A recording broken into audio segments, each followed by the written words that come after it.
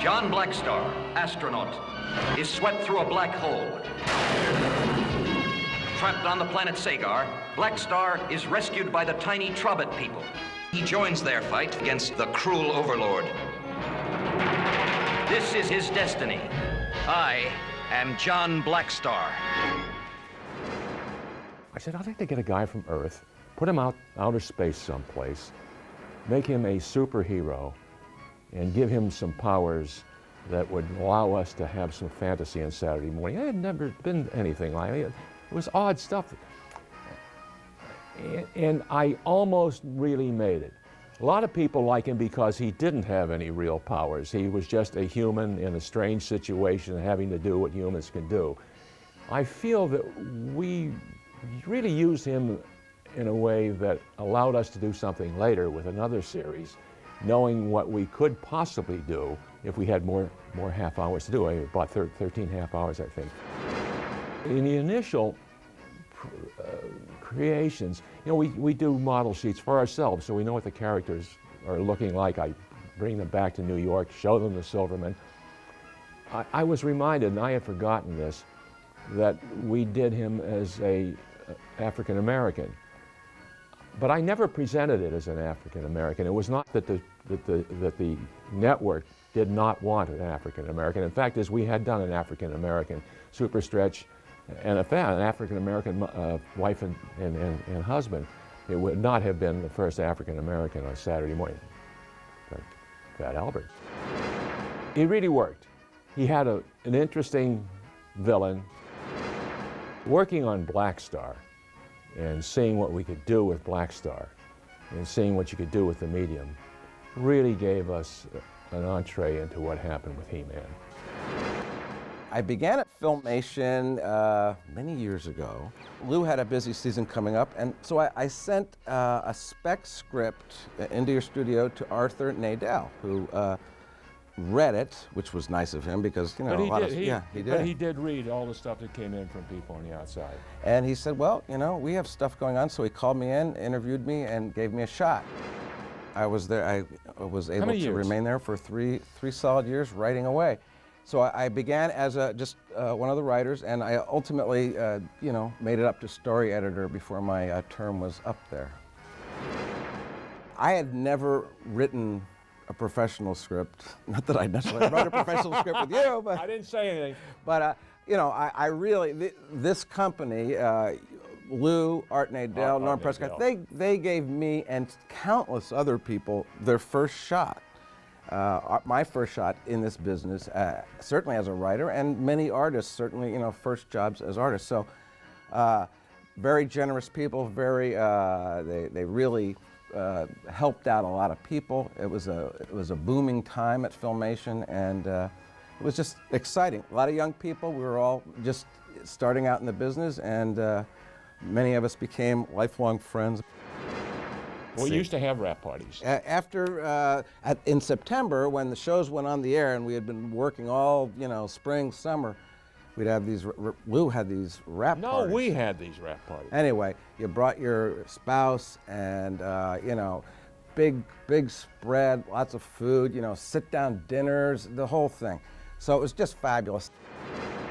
This one time, it was the season that I remember Blackstar had premiered, and I had been working on that, and you had a whole bunch of shows going that season, and you were just 6 shows. And you were getting these shows ready for the Saturday morning premiere, and then the party was Saturday night, right after it had aired. That was a real party, not the ones where we were selling the paint. No, this was this was a big spread at another location, not just at the studio. So, you know, a restaurant. So, and he had been working on like editing and things and soundtrack all week. He had about, I think he had like 3 hours of sleep in the past 7 days. But, you know, and you're... That sounds like last week. Yeah. But here you're having this party too, you know, so you're just like the walking wounded. But, so, you know, and he's being great with everyone. So he's finally getting a chance to sit down and eat dinner.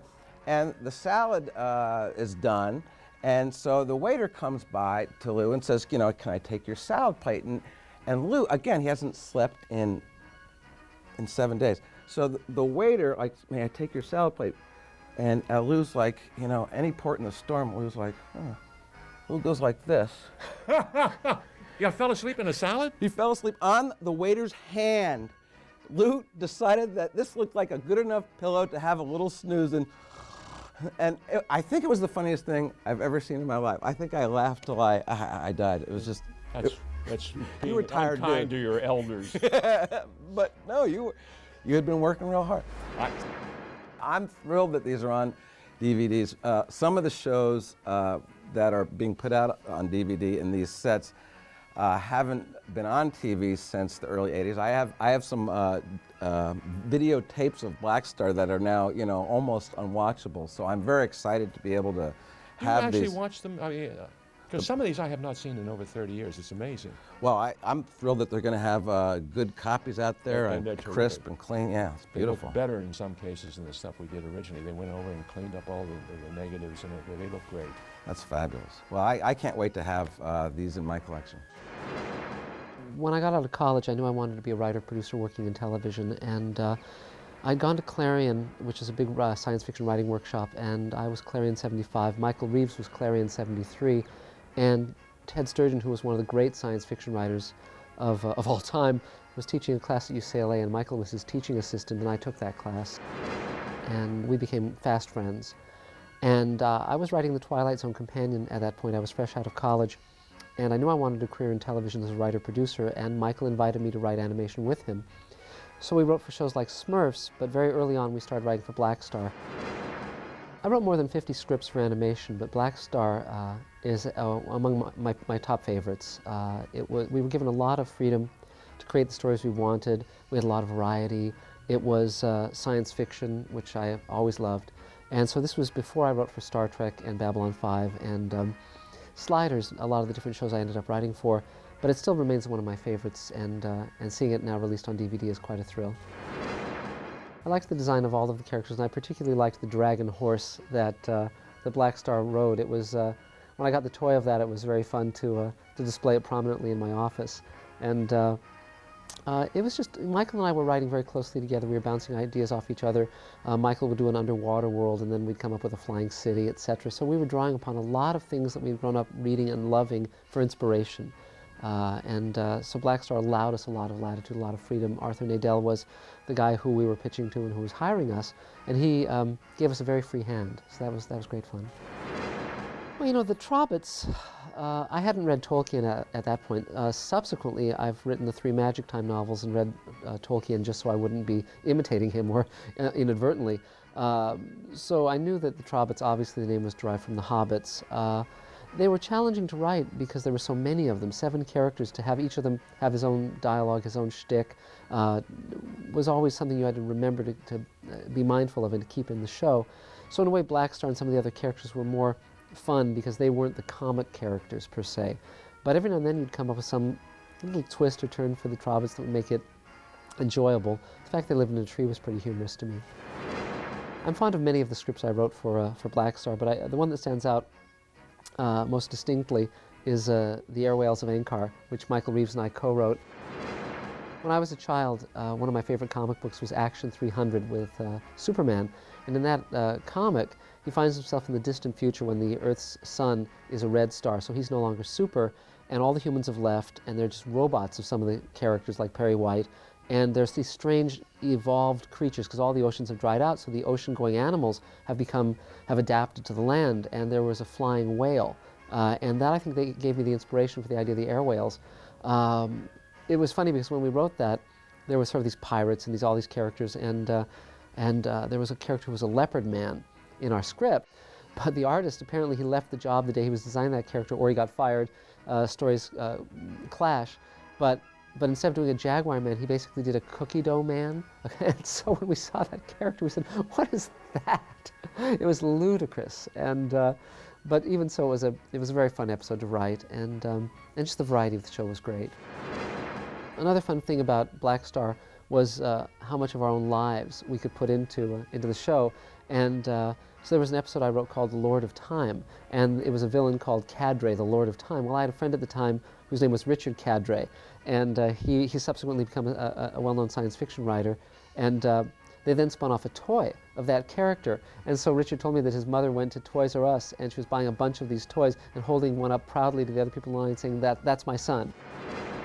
Another thing about Blackstar, I think, that made it resonant for Michael and myself was that I'd grown up reading comic books like Adam Strange, who's a human who ends up on an alien planet having adventures, and of course there's John Carter of Mars by Edgar Rice Burroughs, and I think those influences also were strong in our minds in terms of Blackstar, as was Flash Gordon.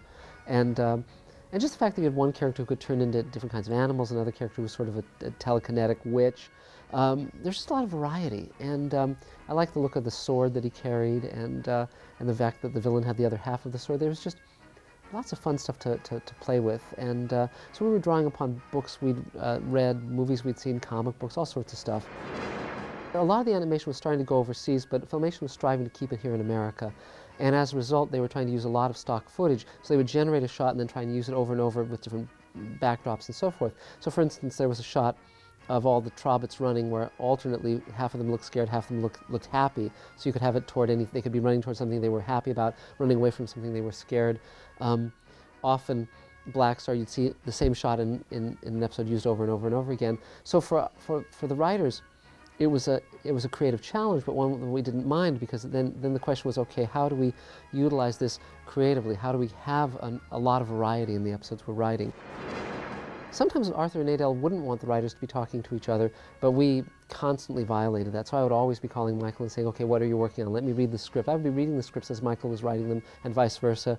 And we'd be batting stuff around. And what Michael and I tried to do was create a consistent world. So we'd be saying, okay, what's this planet like, and what are these different races doing, and how do they all interrelate, so that from script to script there wouldn't be conflicts or contradictions.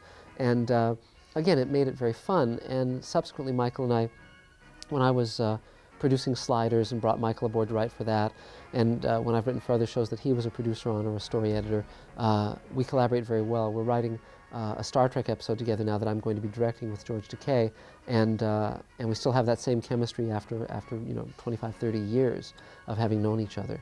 So so it's funny because in terms of our collaboration and our working together, it stayed consistent from when we were young men to now when we're doddering wrecks. Overlord's big spell, I think I'm making a Raymond Chandler reference. I was reading a lot of Chandler at that time, and there's The Big Sleep and things like that. So I'd also be bringing in sort of the detective genre as well. And Michael Reaves at that time also was writing a novel in which he was combining barbarians and gumshoe 1930s style detectives. And so I think we really like to mix it up in that way. And we also like to have a lot of irony and subtle jokes and references throughout our work. So we were doing that in Blackstar as well. When Michael Reaves and I came up with the idea for the Zombie Master, I think I'd just seen Night of the Living Dead, and so the idea of taking those characters in Blackstar and turning, particularly the Trobits, and making them into sort of living dead creatures struck me as very, very funny. And there was a floating city, and Michael was writing The Shattered World at that time, which had sort of that motif. So again, a lot of what we were working on, and at the time, as I mentioned, I was also writing The Twilight Zone Companion, so a lot of what was sort of in the back of our heads, we were utilizing and drawing upon. And I think it's very fun because our goal was to pay homage to the things we'd grown up loving. I think it's wonderful that there are still fans who enjoy Blackstar and who set up websites. I think it's great that they go back to these shows and find new meanings or speculate about what we were thinking at that time. I mean, we were all of us in our early to mid-20s when we were writing these shows, and just really learning what life was about. And back then, the idea that we could write something and it was going to be on CBS and that millions of people were going to see it was just enormously exciting to us. And my degree was in painting, sculpture, and graphic art, so I loved working with artists who were going to take things that I was writing and bring them into a visual medium. That was just a great kick. And so I think it's marvelous that they're fans of this show. Watching the Blackstar shows now, after I haven't seen them for over 20, 25 years, there was this immediate rush of, yeah, I remember that, and how good it looks and how fun it looks. And I love the color palette. I didn't remember how bright it was with all those greens and purples and oranges. For many years, I had a title card of Blackstar on his dragon horse with my name written by Marc Zicree on it. And And I used to have that in my office, displayed very proudly. And a couple months ago, I came upon it in an old box in storage, and it was just a gas. And so I think it's really fun that these shows have stood the test of time. We were all very young, ambitious writers looking to work in live action, and the fact that Michael's an Emmy-winning writer now, and Joe Straczynski created Babylon 5, and I've done over 100 scripts and been on a number of live action science fiction shows, we achieved our ambitions. But it's also nice that the work we did back then with Blackstar, we're very proud of that work. We were writing to entertain ourselves, and we succeeded. We were never just kind of writing stuff and throwing it off and slumming. That was never the attitude. And the fact that the work stands up and lasts and is now going to be available on DVD is great. Because just watching it even now, I'm entertained by it, and I hope that both the people who grew up watching it and the people who come to it now will be equally entertained. Well, how I got started with Filmation was that in the nearby comic shop, there was flyers saying looking for artists. And I took the flyer to Filmation, showed them my portfolio of stuff that I had done on my own while I was trying to get into the comic book industry. And after a brief interview, I went on Thursday, was hired on Friday, and started on Monday. And the first series I started on was Blackstar. When I first came to Filmation Monday morning, I was assigned to be on the Blackstar team. The first person I met was Bob Kline, who showed me the designs, the layouts, the look of the show. I was introduced to storyboard artist Don Manuel, who was there, and Lonnie Lloyd, who had started days or weeks before I had. And with their guidance, I learned the stock system and got involved in the show. I think I boarded about 6 or 7 of the episodes. With Don or with Lonnie, I did a lot of the work on the show. Working on the show was a lot of fun, a lot of great memories, being that I've always wanted to work at Filmation. And here I got to a chance to work with not only just Bob Kline, who I knew his work prior, because of his underground comic book work, his fantasy work, but also the fact I got to work with other artists in the industry. And I got a chance to learn how to do storyboards quite well from people like Don Manuel, Lonnie Lloyd, of course Bob Kline, and got a chance to see the show, which I'm very proud, and looked very great and still holds up today. Once we were assigned a script, we'd go back to our office and we would read it thoroughly. We'd make notes, how we want to see certain scenes. We planned it in our mind's eye or on a sheet of paper. They're going to go from this point to this area here, fight these characters, and you make a small little list, a little grocery list. After we got the script, before we started storyboarding, we would go to different departments that we needed to do the show. We would go to the model departments, who did the designs of the characters. We would go to the prop department, where we get, a sword, a hatchet, a cart, whatever was needed in that particular show, the props would do. Then we go to the BG department, which was the background department, which would design all the backgrounds in black and white line work. And if possible, we could go downstairs to the ink and paint department and see how the backgrounds had been colored, in case we wanted to give it a certain mood. After we have all the information, then we start boarding. And you just do the best you could by telling the story with the elements that you have to tell that story. Once the story is done, our job of doing the storyboard, it would go to the director. The director would then read it, time it, listen to the soundtrack, edit it, come back and say, listen, your show was too long, can you cut this out? Or, the show was just too short, can you add maybe a chase or a battle or something to make it a little longer? And from that point on, we go to layout and animation and then the film. Well, working on Blackstar, there may have been some downtime between waiting for scripts. So since it was a very busy season, Filmation was doing Blackstar, Lone Ranger, Hero High, Shazam, Zorro. So you would be put onto another show in lieu of working on this show. So if I was on Blackstar and there was no script, I'd either go to Lone Ranger or Zorro or Hero High. So I got a chance to work on all these other shows as well, which was just as great. I got a chance to work with Doug Wildey on Zorro. And for fans who know who Doug Wildey is, he created Johnny Quest. So that was a great pleasure of doing that. But then I got a chance to work with Lone Ranger, so I got to work with the team that worked on the show the prior season. So it gave me more experience as a board artist to not only just do Blackstar, which was fantasy, but Lone Ranger, which was a Western, and Zorro, which was a Western, and then Hero High, which was a comedy. So we got kind of bounced around from all shows, but it was really nice doing it. Daryl McNeil and myself wrote a book, The Animation of Filmation, which is a fantastic guide and collector's book for people who really are into the series. The book has episode guides, model sheets, storyboards, a comprehensive history of each episode, all the way from Archie to Zorro, from 1967 to the last show, which was Bravestar. It talks about the TV shows, the movies, the specials, the behind-the-scenes history of Filmation.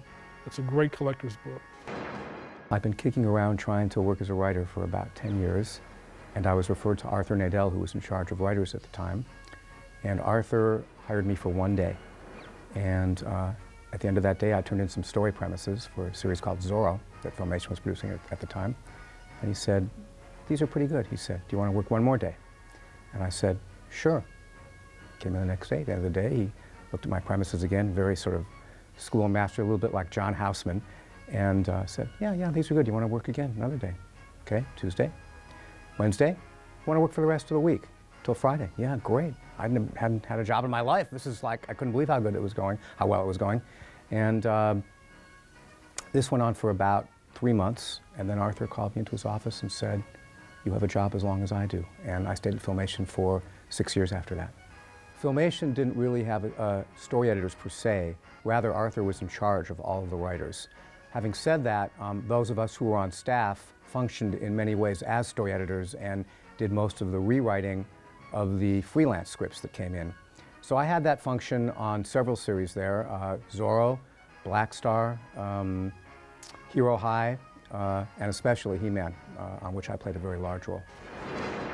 Blackstar was one of the first series I worked on when I came to Filmation, and I had an interesting experience on Blackstar. It was, in fact, the very first full script that I wrote was a Blackstar episode. I'd been writing story premises up till then, and my first chance to write a full script was Blackstar. And I wrote the script, and I was very happy with it, and Arthur passed it through into production, and I awaited eagerly the 9 months that you had to wait.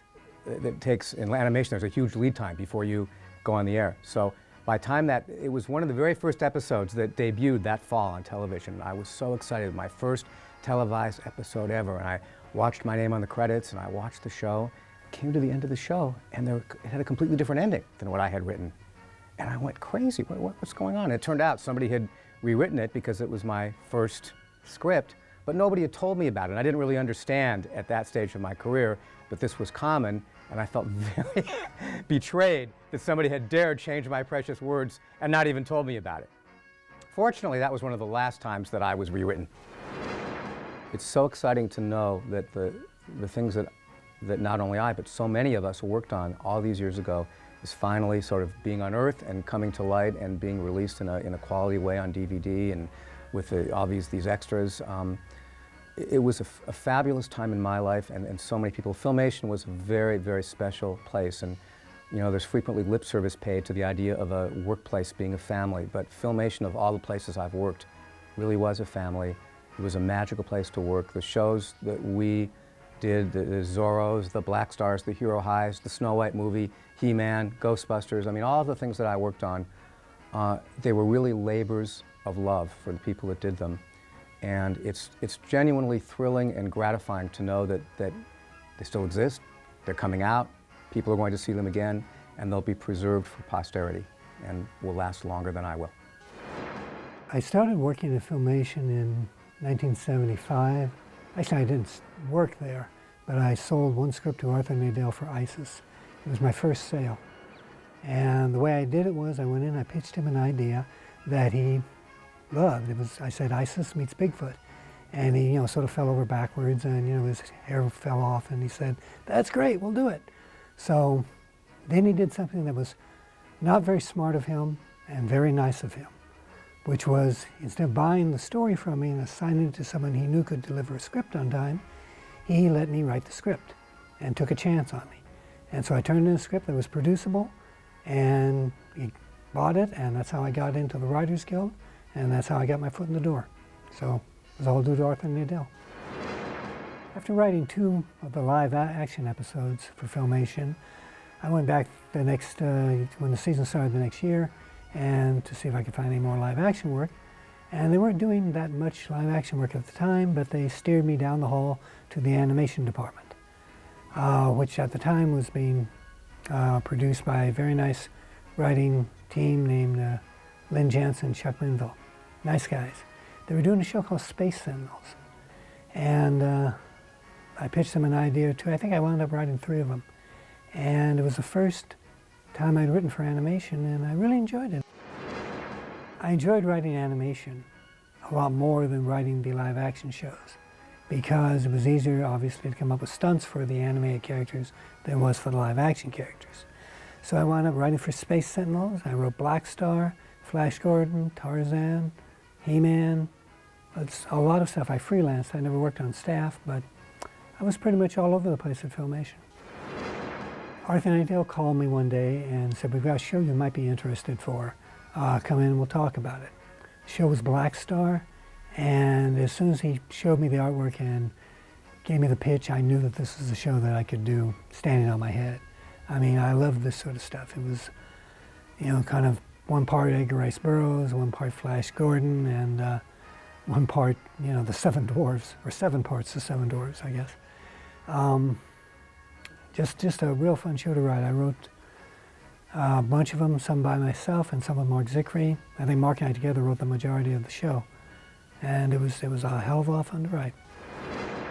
At the time that I was writing Blackstar, I was also writing a novel called The Shattered World. And I got a lot of material from my book that I used in the show, frankly. A number of ideas and concepts and places that I used in several episodes, like The Zombie Master and City of the Ancient Ones. And that's, sometimes recycling is the best way to go. Kingdom of Neptune was another Blackstar episode that the gag in it was Arthur wanted something to take place underwater. He thought it would be interesting when we went to an underwater city, and so we did. That's pretty much all that there is to that. Although I remember we enjoyed at the end having the dome burst and having to have everybody work together with the Star Sword and the Sorceress's magic to seal up the dome. Arthur liked that because that was teamwork, and teamwork was okay with him. The Airwells of Ankar was a script that Marc Zicree and I wrote, and it was our kitchen sink episode. We just decided to throw everything that we had at it. We put vampires in it, we had Jules Verne airships in it, we had a captain named Nihilus, which was fun, we had leopard men, and it was a lot of fun. The idea was that there were these creatures called air whales, which looked a lot like big jellyfish that would float around in the sky, and they had to be sung to or something like that. At any rate, I remember when we saw the storyboards, we were both somewhat appalled because they'd taken it rather literally and made the air whales whales with wings. Okay. The Zombie Master was another show that Marc and I wrote that we, again, just sort of threw everything into that we could think of. We had zombies with their souls being stolen by this big corpulent city Green Street type of villain that rode around in a floating city that annihilated everything they rode over. And it was just, again, it was just a great deal of fun to write. And the zombie characters were actually pretty scary, I thought. Even the ones that were covered with mud as to pretend to be zombies. It's really a remarkable thing that the show has survived all this time, been so popular with people. I mean, I thought it was a good show. I enjoyed writing it, but I never thought that 20 years after the fact, I would be looking at a box set of it on DVD. They'd be doing interviews, commentaries, all this sort of stuff. It's quite touching. It's quite exciting. The way I got involved with Filmation was I had recently left Art Center, and a good friend of mine, Marc Evanier, told me that they were doing an animated version of Star Trek, and that I should get myself and my portfolio over there to become involved if I could. And I packed up all my fan art of spaceships and aliens and took them over there and showed them to Don Christensen, who was the art director. and hired me on the spot, and I started right away. I was at Filmation from 1973 through 1980. Blackstar was developed at Filmation as a project that the studio could own itself, rather than, you know, collaborating with some other pre-existing property. And from the beginning, it was basically writers and myself as an artist that were creating that character and that whole group of characters. So we did a lot of artwork and a Bible and some story premises. The designs for the main characters in Blackstar really appeared originally in the presentation art that we used to sell the show. They were slightly modified for animation because the presentation art was drawn and rendered in a comic book style that was too elaborate for animation. So, but their basic design elements were the same. In designing the Trobbits, we pretty much went with the look that they had from the very beginning as line drawings, but we changed their colors many times before we finally decided on the sort of hot pink that they turned out to be.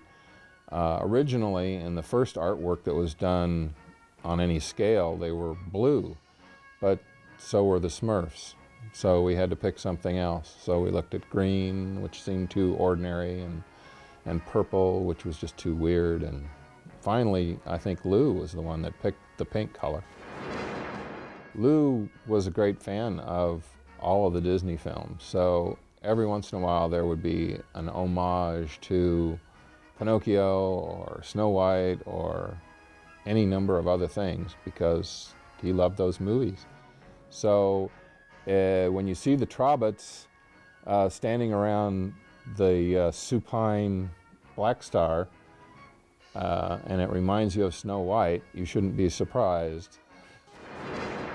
I was at Filmation for 7 years, I guess, approximately, and they were my first years in animation, and they were a great introduction to the business of doing cartoons, and everything happened in that one facility. You had all the steps in creating a cartoon there, with the exception of getting the film processed, which had to go out to Technicolor. But it was a great experience. There was a very high level of camaraderie and fraternityship there. And we all found ways to make the work as much fun as we possibly could. Interestingly enough, for the first time just a few weeks ago, I Googled myself and I was really surprised to see how many Filmation projects my name was attached to, and how often on the internet the images of these shows came up, and I'm really pleased to see that they have received this kind of enthusiasm down through the years, because quite frankly it's very surprising, but also very very fulfilling. At the time Filmation developed Blackstar, I was the director of children's programming at CBS, and of course they pitched it to us. And Filmation did most of the shows for CBS. They were really known for action adventure. We would go to Filmation for action adventure and to other animation studios for comedy stuff. Lou Scheimer, one of the founders of Filmation, was a terrific guy to work with. Once again, this is another man who I think probably tolerated me initially because I was, you know, just another wet behind the ears network guy who sort of came and went. But when he would sell a show, he'd have the artwork under the table. We would go to his offices. Their offices at that time I think were in Canoga Park off Sherman Way. And he would take out these art cards, but before he'd take out the one that he was ostensibly going to try and pitch to us, he'd somehow take something else out and tease us with it and say, in effect, no, you don't want to look at this because it's really not ready yet. And myself and whomever else was there with me would sort of be tweaked by it because they had some great art guys. Lou himself was terrific at layout, and they really knew their stuff. And more often than not, we bought the stuff that he would say, no, this isn't ready yet. Of course, being network people, we would say, oh, great, we can put our hands on it and either mess it up or make it work. But I think Lou always had a vision of what it was going to be, despite the network. I don't remember Blackstar being initially developed as a black character. I do recall that the artwork was spectacular. And I also remember that one of the actors that they eventually used, they used because of me. My brother's roommate from college was an actor, and he, like most actors, he was having trouble getting arrested. And I called Lou and I said, please give this guy a break. His name is Pat Pinney. So Pat went over there and he worked. And Pat has since done a ton of animation.